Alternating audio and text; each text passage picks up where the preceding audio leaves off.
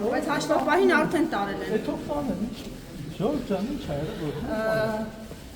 Իսկ ինչ են առգրավում։ Բայց ինչ գործի շրջանակներում է, Փաշինյանի հարցազրույցի շրջանակներում է այս ամբողջը տեղի ունենում։ Ճիշտ եք հասկանում։ Այսինքն ամենամեծ հիվանդանոցները երբեք չեն հետաքրել, որովհետև այնտեղ տնօրենները Փաշինյանի դիմացիներն են։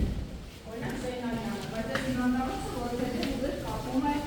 եկեղեցու հետ, Մայրաքաղաք Սուրբ Էջմիածնի հետ, եւ Փաշինյանը իր հարցազրույցում ակնարկում է, որ ընթացքում նորից կլինեն ռեպրեսիաներ, ճիշտ են հասկանում։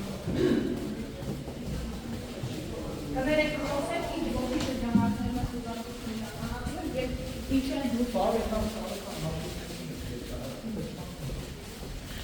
տարեկան հաշվետվությունում քննչականի այդ հաշվետվությունն ինչի՞ պիտի քննչականին տրվի, քննչականը իր գործառույթ ունի, դարձել է արդեն հաշվետվություն վերցնող։ Ձեզ հրահանգվածը չխոսել, պարոն Այկ, թե դուք չգիտեք, թե դուք ինչ եք անում, պարզապես ասված է, դուք կատարում եք։